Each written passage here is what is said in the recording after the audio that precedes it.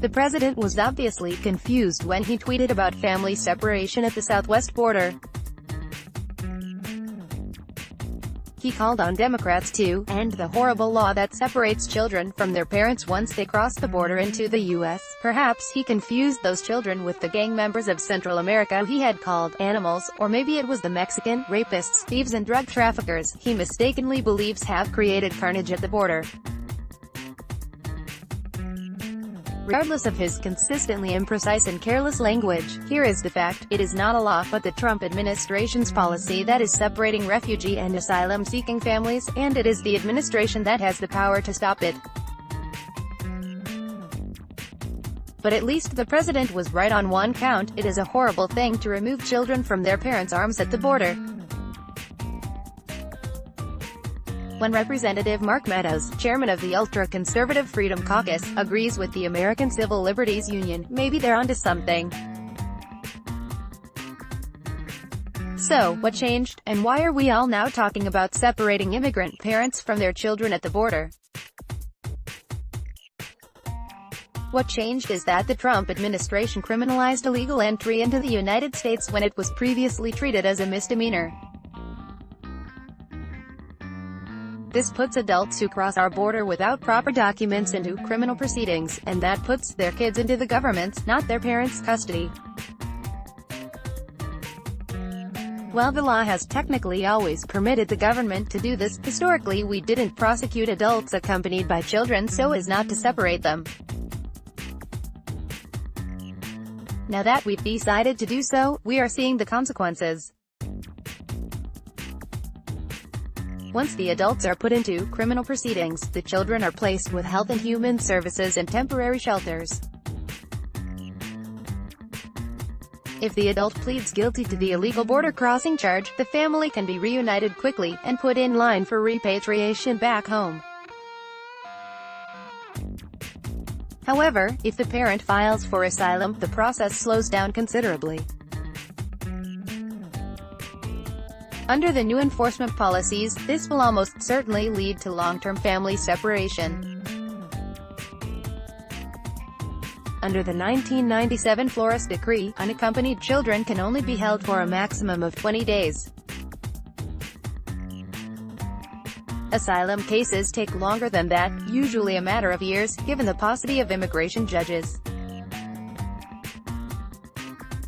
In the past, the government would release the family together into the United States to await adjudication of their asylum claim, absent information that they posed a threat to Americans. Now, as Attorney General Sessions recently announced, the zero-tolerance policy, not the law, mandates detaining the parent and releasing the children to friends or family already living in the U.S. And what happens when there are no family or friends in the United States? As Chief of Staff Kelly said, they are placed into foster care or whatever. The administration is callously betting that the horrible threat of family separation will deter families from fleeing Central America, where the vast majority come from, and keep them at home. Again, the administration is wrong. For many of these young Central American families, staying home isn't a rational option. In spite of some progress made over the past couple of years, the Northern Triangle countries of Guatemala, El Salvador and Honduras remain plagued by violence, including murder rates 10 times higher than those in the United States, poor governance, which means citizens can't depend on the police or the courts to protect them, and a lack of economic opportunity. We've served as United States ambassadors in Central America. We know the communities that these migrants come from. Walked the streets, sat in the churches and community centers, talked to grieving parents and terrified kids. We also worked hard to design and implement programs, generously funded by bipartisan consensus in the Congress, to get at the roots of the violence, the lack of governance, and the jobless economies that constitute the push factors of migration to the United States. We know it is in the U.S. interests to continue these efforts, chipping away at the reasons that people flee and helping create a Central America where young folks see a future for their families at home and not in the United States.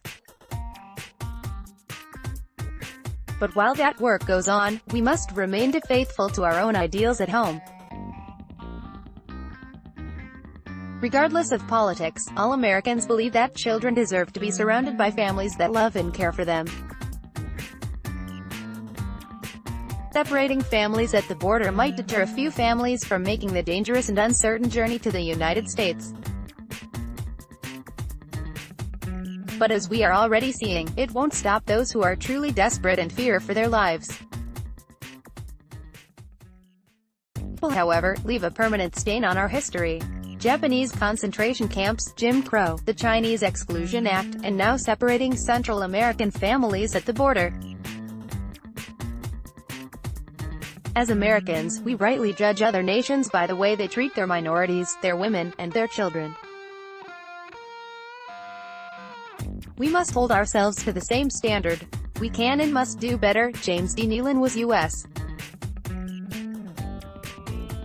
Ambassador to Honduras from 2014 to 2017 and is now a Wilson Center Global Fellow. John D. Feely was U.S. Ambassador to Panama from 2016 to 2018 and is currently a consultant with Univision.